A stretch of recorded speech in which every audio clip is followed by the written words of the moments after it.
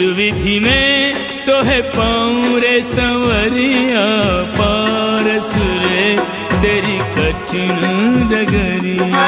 पारस रे तेरी कठिन डगरिया।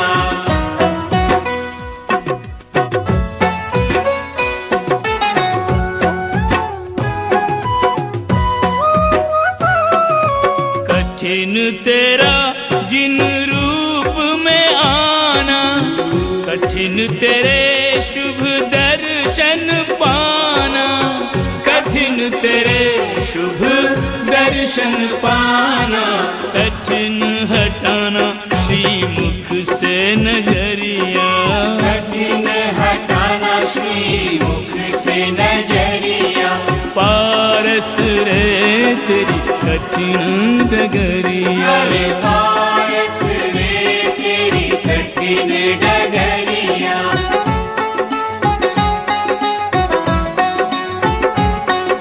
संयम नियम कठिन व्रत तेरे, तेरी तरह सुन भगवान मेरे, तेरी तरह सुन भगवान मेरे। ओढ़ना कठिन ब्रह्मचर्य की चदरिया, ओढ़ना कठिन ब्रह्मचर्य की चदरिया। पारस रे तेरी कठिन डगरिया। अरे पारस रे तेरी कठिन डगरिया।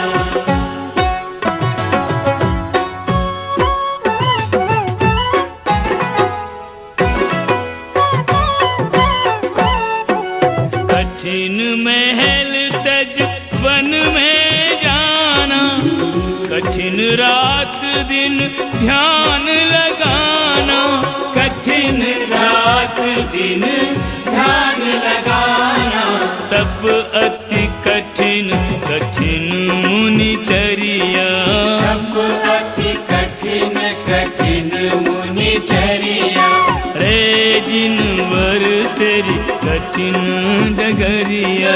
रे जिन वर तेरी कठिन डगरिया।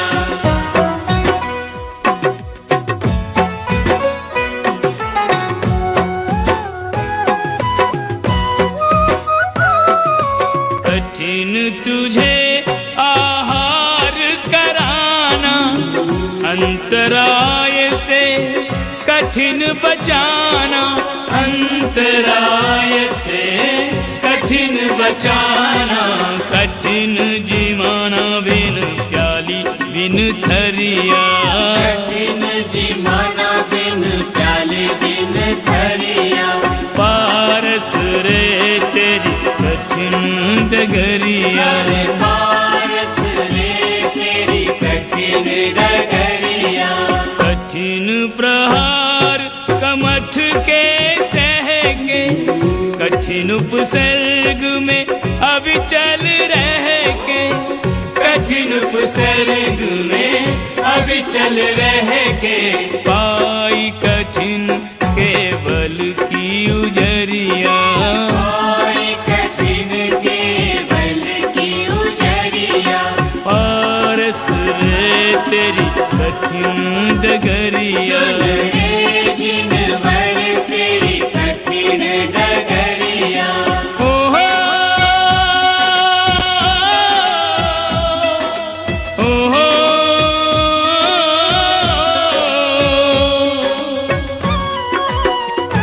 जय हो जय हो। जय पारस जय पारस जय पारस। मोक्ष जहाँ से गया तू जिन राई, उस पर्वत की कठिन चढ़ाई, उस पर्वत की कठिन चढ़ाई। तू ही ले चल मेरी थाम के उंगरिया, तू ही ले चल मेरी थाम के उंगरिया। किस विधि में किस विधि में तो है पाऊँ रे संवरिया। तू ही ले चल मेरी थाम के उंगरिया, तू ही ले चल मेरी थाम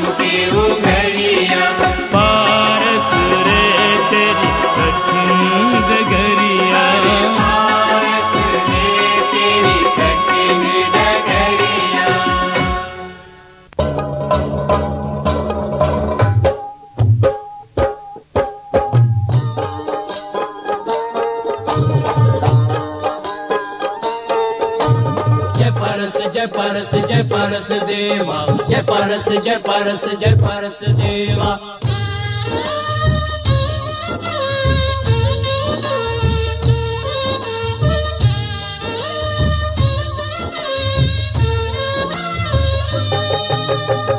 जय पर्वत वाला सबसे निराला,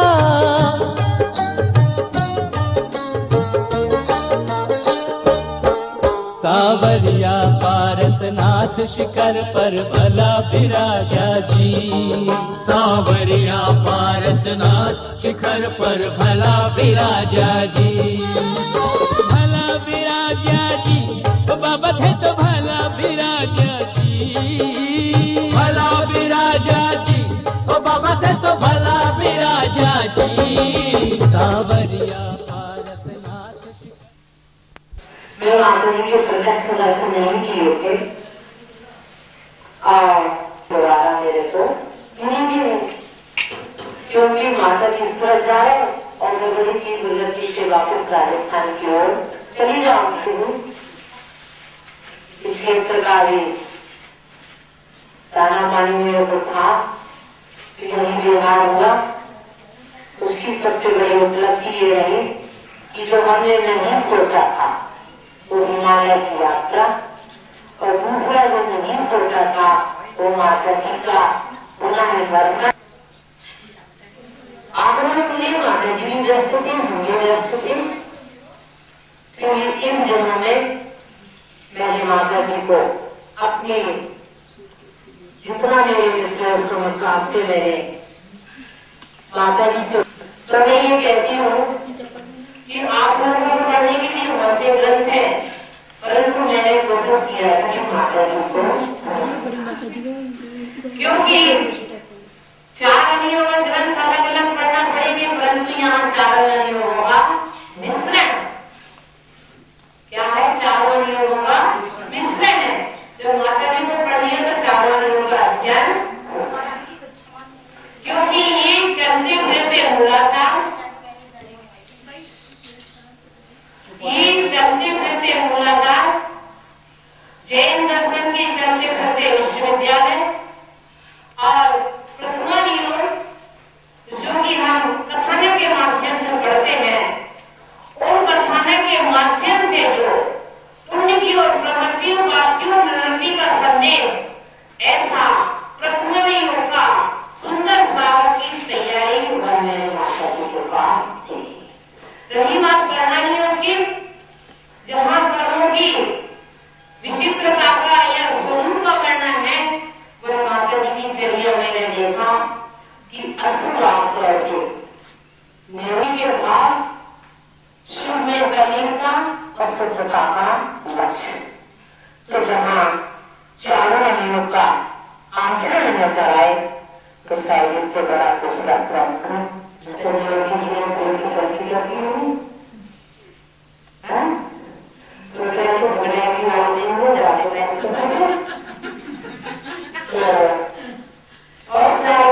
आवश्यकता नहीं थी।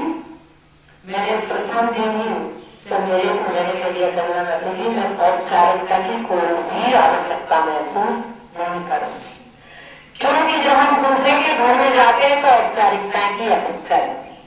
जब हम अपने घर में आए तो औपचारिकता लवादा हम बाहर उतार के आते हैं, सिर्फ अपने तन से आते हैं।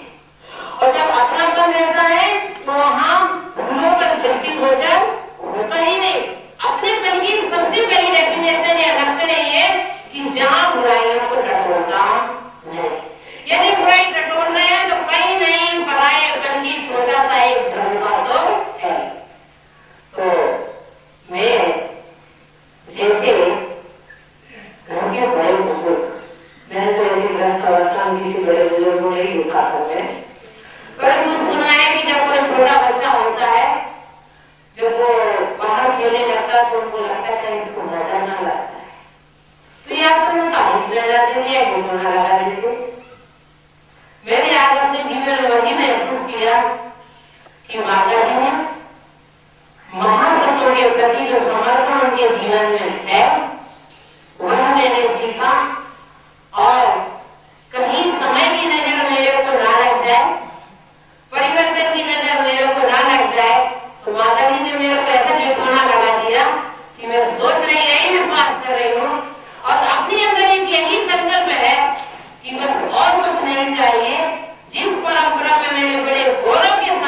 चली है उसी परंपरा को मैं आज तक निर्वाह कर रही हूँ।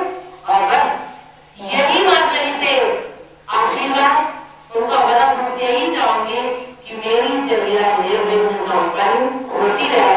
उनके द्वारा मुझे उन पुण्य प्रमाणों से प्रेरणा एक मोटिवेशन मिलती रहे कि मैं किन्हीं भी परिस्थितियों में रहूं, परंतु इस परंपरा के अनुरूप ही मेरी चर्या रहे।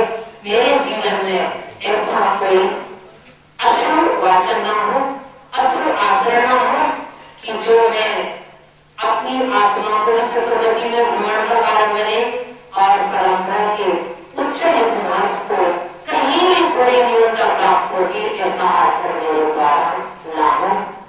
माता जी के पास से मुझे जो मिला वह शब्दों में कहना यानी कि अपने अंदर की बात या अपने सुख को रखना है।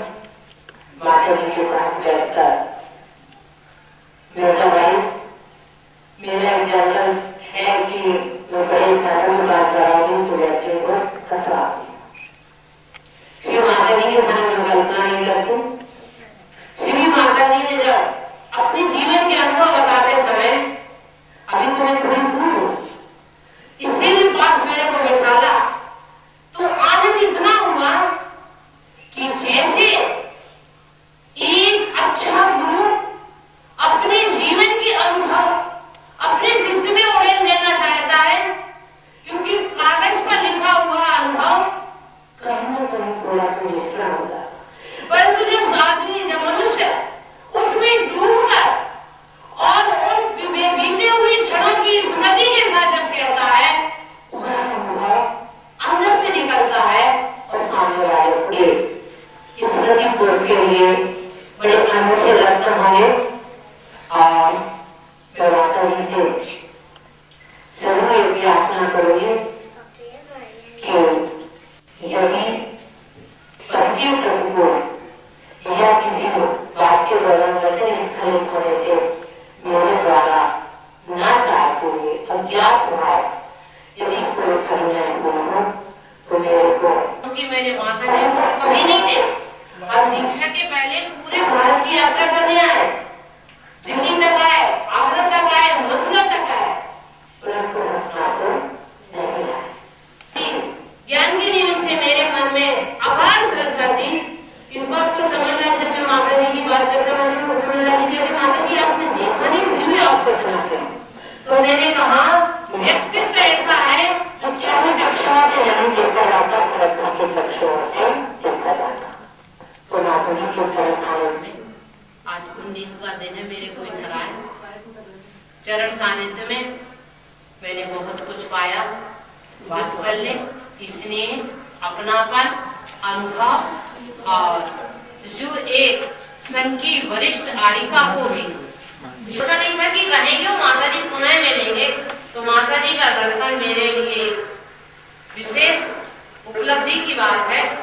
तो माता जी के पुनीत चरणों में पुनः वही चरण जिन्होंने संपूर्ण भारत को अपने स्पर्श से पवित्र किया, जिनकी वाणी ने संपूर्ण देश को नहीं विश्व को मार्ग में अपने महापुरुष से अपने जीवन को श्रृंगारित किया, ऐसे जो जिनका मन वचन और कर्म तीनों पवित्र है, जिनका एक एक क्षण एक एक चर्या अपने आध्यात्म के लीनता पूर्वक व्यतीत होती है, ऐसी महान हमारे परंपरा की गौरव मणि के समान, नगीना के समान ऐसी आरिका रत्न गणनी प्रमुख श्री ज्ञानमती माता जी के पावन पुनीत चरणों में मैं पुनः पुनः विनयांजलि अर्पित करती हूँ।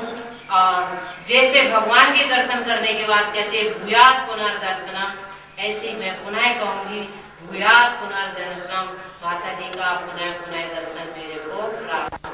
बोलिए गणनी आरिका श्री ज्ञानमती माता जी की जय।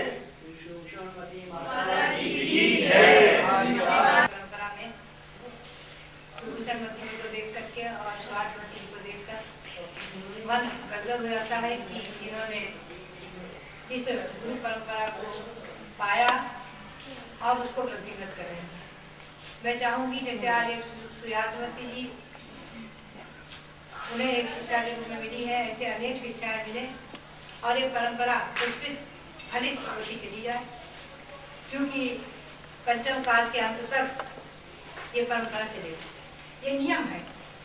मुझे इस बात का गौरव है कि आगे जो वीरांगन नाम की मुनि होंगी और सर्वश्री नाम की आयिका होंगी, वो हमारी इस परंपरा के ही उन्नयन, इस परंपरा के फल फूल के रूप में होंगे। तो ये परंपरा आचार्य श्री ने जो निर्दोष परंपरा कायम की है, यानी जिन्होंने अपने गुरु से दीक्षा लेकर पुनः उस परंपरा को अत्यंत उज्जवल, समुज्वल और निर्दोष बनाया, ये गौरव का विषय है। तो मैंने कभी इतना नहीं सोचा था कि इनके सूर्यमती जी के आज परंपरा के इस प्रकार के जीवन से और इधर के लोग इतना लाभान्वित होंगे, क्योंकि मैं जानती हूँ, मैंने भी कसौली में चातुर्मास किया, कन्या में भी किया, और यहाँ के लोग भव्य भी हैं, भक्त भी हैं, सरल भी हैं, सब प्रकार से गुणग्राहक हैं। और अच्छा लगा कि इधर में इनको चातुर्मास का योग मिला और समाज के लोगों ने लाभ दिया।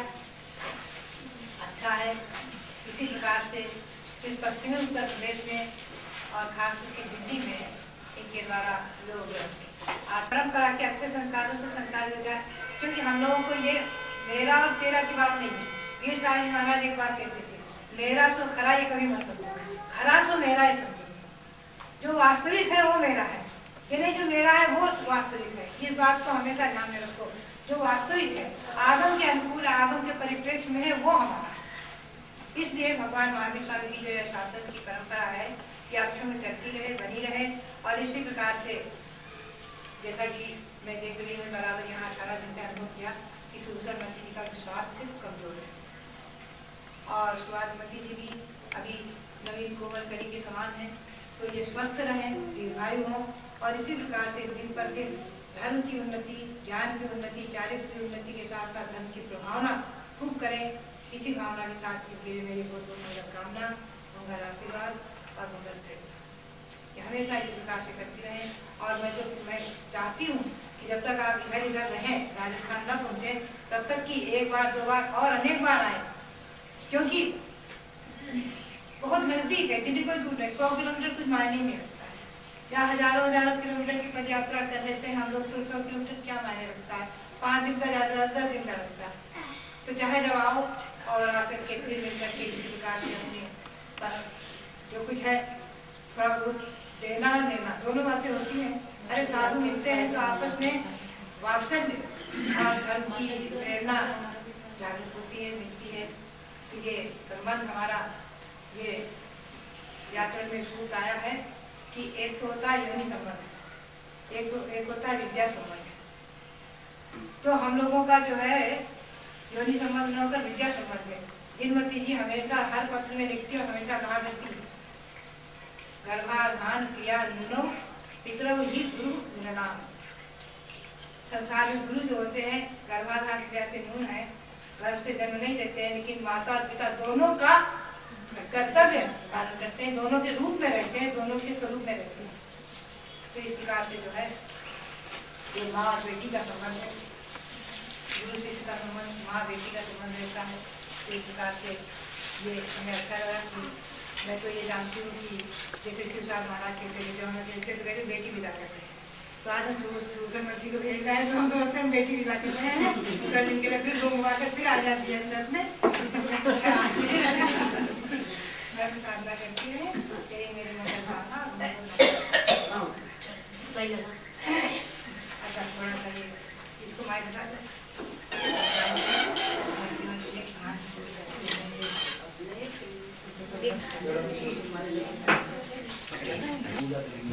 पत्ती बना देंगे ये 3 लोग का बच्चे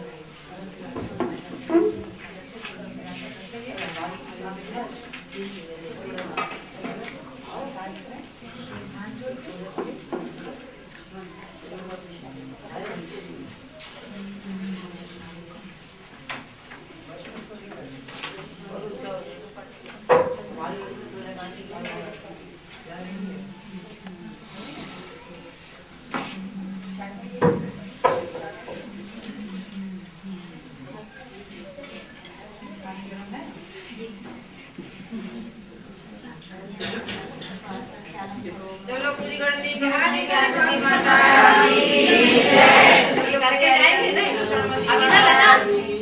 चलो पुजारी का श्यामावती माता जी की, पुजारी का श्री चंदनावती माता जी की, पुष्पावती माता जी की, पुजारी श्री शांतवती माता जी की, पुजारी का संघ की।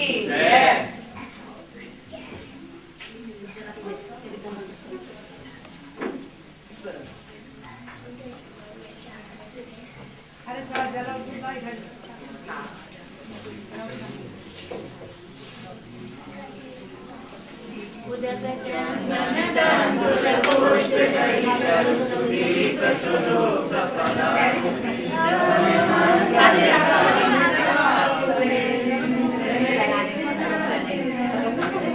ज्ञानवती माता जी सबको हितकारी, आनंद से पूजो आज सब मिल नर नारी। ओम ह्रीं श्रीं नारिकंठ ज्ञानवती माता सिद्धि स्वाहा।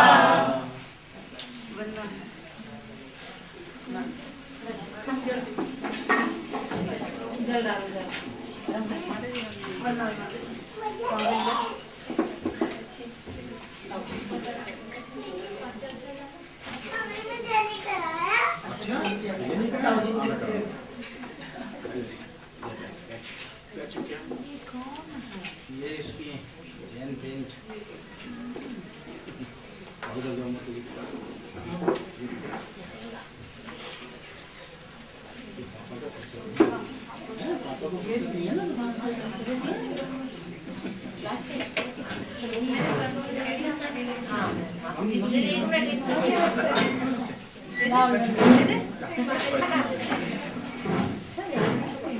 चुक्या चलो करनी प्रभु कारिका श्रोमणि श्री ज्ञानवती माता की जय। कारिका श्री सुभूषणवती माता की जय।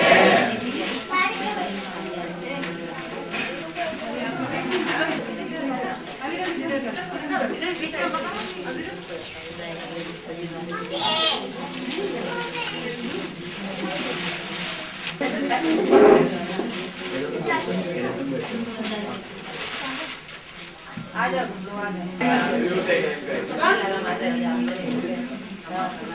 नहीं आवे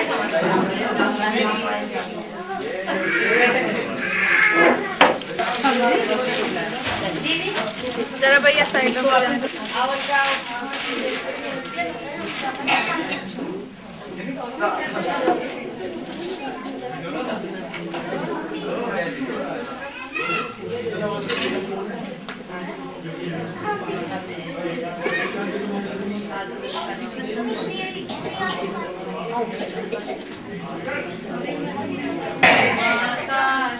चरणों में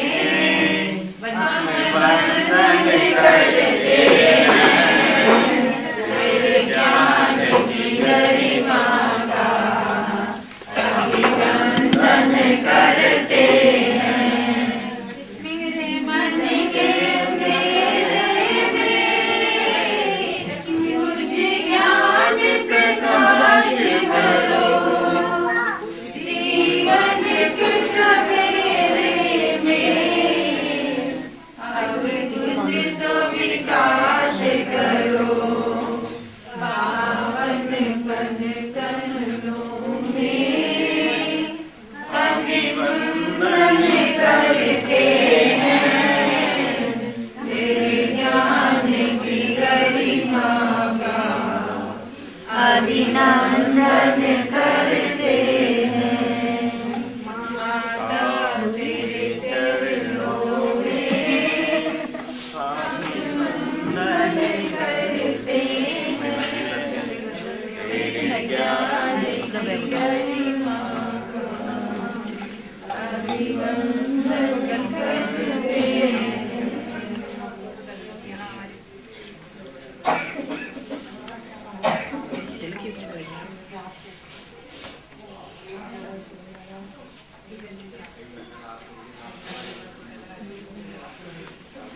जी बिल देकर आएंगे दोबारा आपको। चलो पूरी गणती प्रमुख श्री ज्ञानवती माता जी की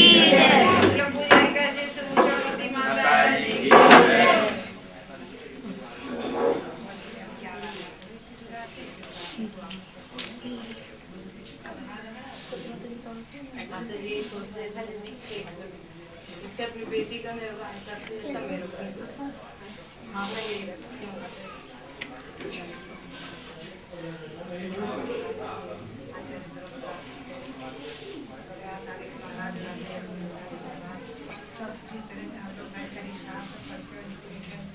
उसको याद आता है आप लोग पुराने लोग ताजे हो जाते हैं।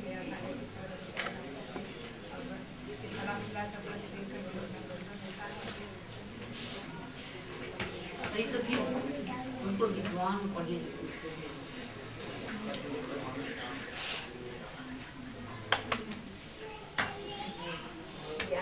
ज्ञान ही अपने मन की अपना कर्तव्य है।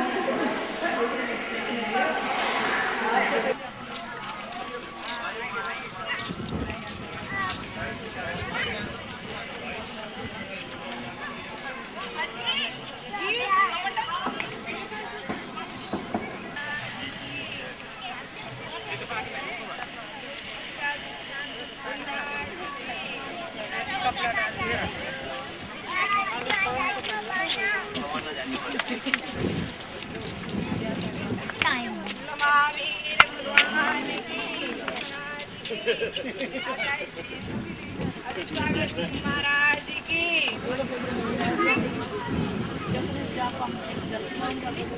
झंडा आ रहा है, मंगवा लिया। माता जी की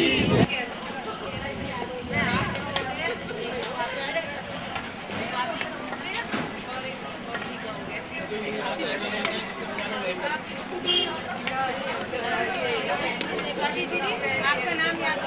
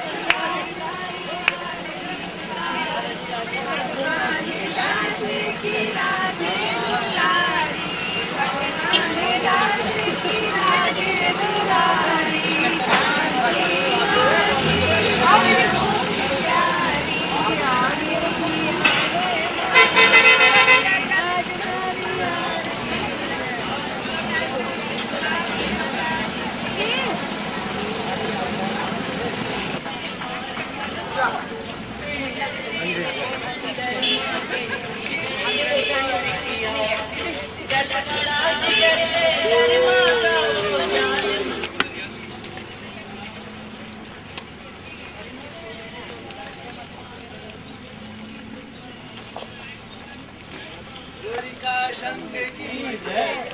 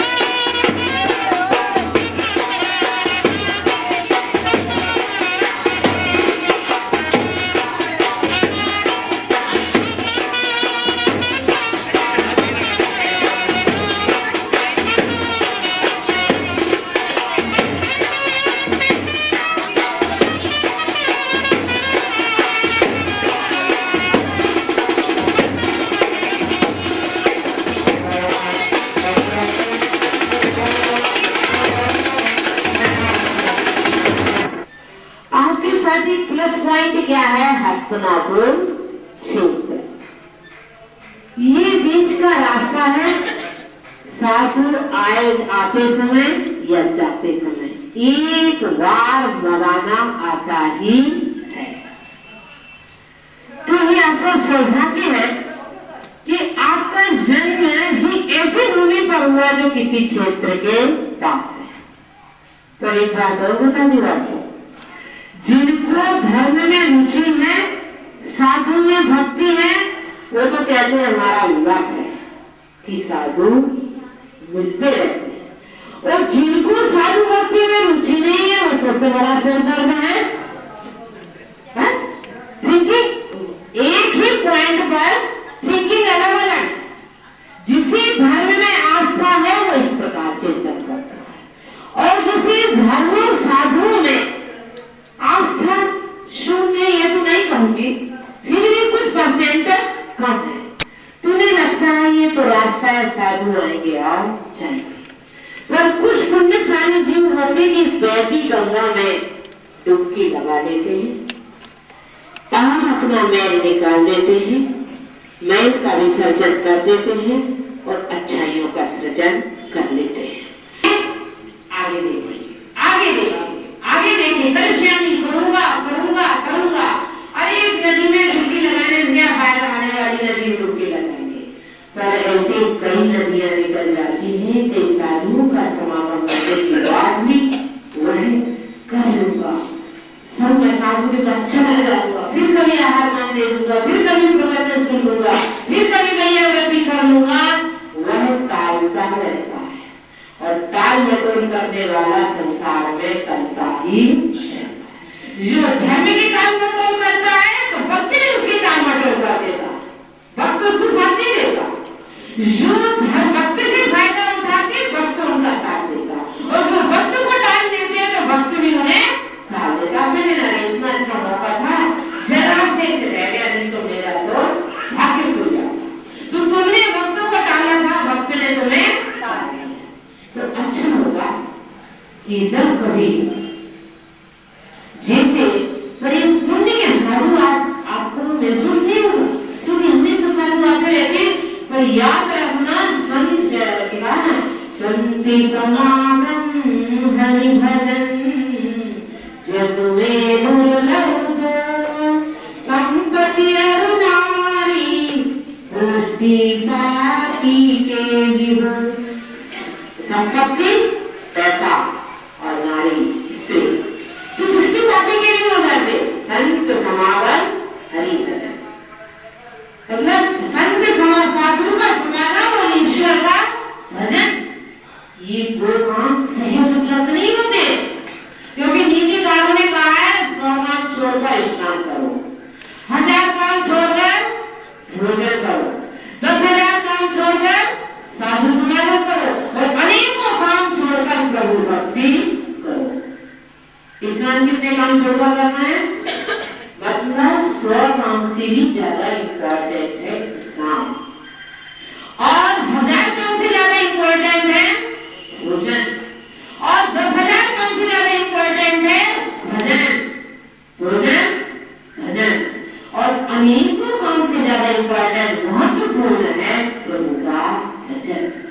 अपने आराध्य देव की आराधना, क्योंकि आराध्य के माध्यम से हम अपने परम परमात्मा जो शक्ति रूप से हमारे अंदर विराजमान है, हम उसकी आराधना के लिए संकल्प से कमर कस लेते, जिसे अपनी अंतरात्मा को परमात्मा में परिवर्तित करने की क्षमता होती, वही किसी परमात्मा का अवलोकन लेता है। जिसको स्वयं के अंदर परमात्मा, जब भी वाइफ फोर्स होने लगा, बेटा ड्यूटी में 9 बजे ट्यूशन जाना, मुझे बेटा बड़े भर्ती है, 9 बजे ट्यूशन जाना, इसलिए दूध लो। शरीर में दूध की आवश्यकता है, ये कहने वाला कोई बचा नहीं। माँ कहती हो जाना ट्यूशन जाना, खाना जल्दी खा लो, होमवर्क करना है, और जल्दी खा लो, मेरे पास सीरियल देखना। जो कुछ भी काम हो रहे हैं परिस्थितियों से समझौता करके हो रहे हैं। संसार के आपको वचन सुनने मिलेंगे, जो भी आप अपना समय निश्चित कर दी, तो आपको प्रातः काल में शुभ होगा। तो यही कोशिश करना है डुबकी लगाना है, डुबकी लगाना नहीं, डुबकी लगाना ना। पर एक बात याद रखना, डुबकी लगाते समय रेनकोट पहन के डुबकी नहीं लगाना है। रेनकोट समझ गए ना, समझ गए ना। अगर रेनकोट पहन के डुबकी लगाए, सरोवर में डुबकी लगाना है, कम से कम कपड़ा पीस जाए, कम से कम टेंशन लीजिए, बिल्कुल फ्रेश हो गया ना प्रवचन सुनने के। और जब खाली कैसेट लाओगे तो हमारा कुछ भर जाएगा, और भरी भराई कैसेट लाओगे तो कुछ भी भरने वाला नहीं। इसलिए रेनकोट पहन के बिल्कुल नहीं आना, बिल्कुल ऐसे ही चले आना कि कुछ